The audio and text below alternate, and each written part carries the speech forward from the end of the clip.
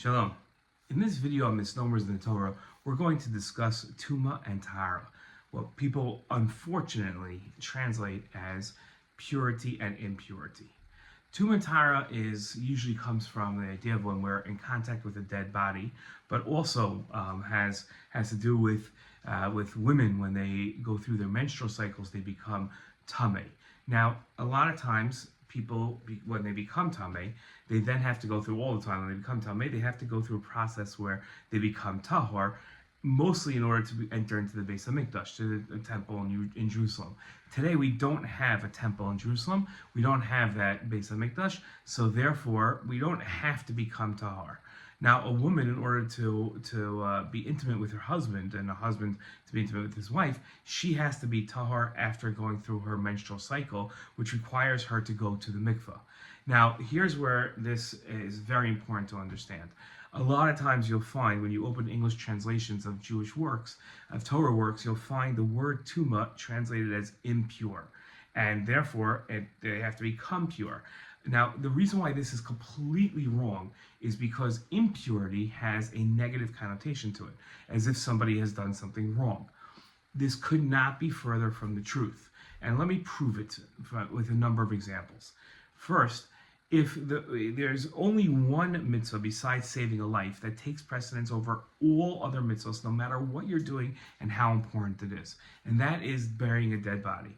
Imagine the case where two people are studying Torah and they notice off in the distance a corpse. It happens.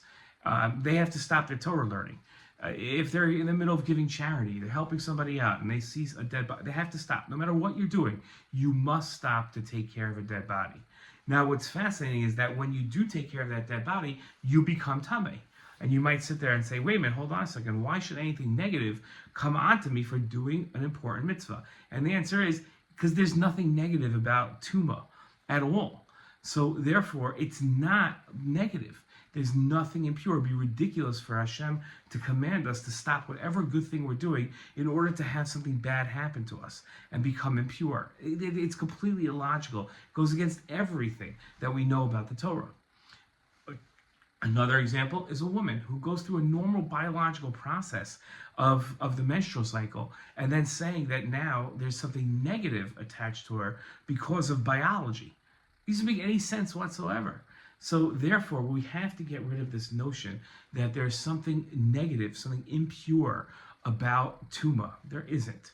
And tahor, meaning not being in contact with a dead body, or not being tameh because of your menstrual cycle, is somehow better or more pure, also does not make any sense.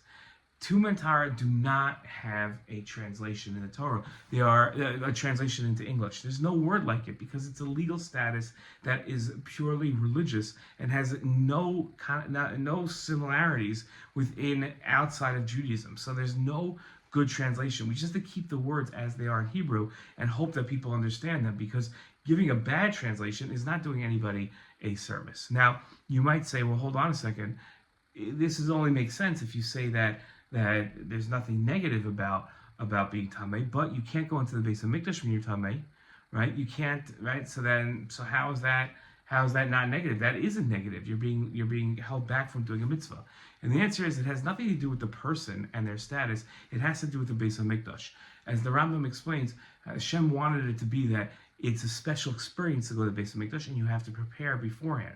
The way you prepare is by making sure you stay tahor, and that requires you to be fully cognizant of everything around you at all times, so that you're not touching something that could convey this legal status of tumah onto you because it was in contact with a dead body or is a dead body itself. But it does not mean that there's anything negative. Shalom.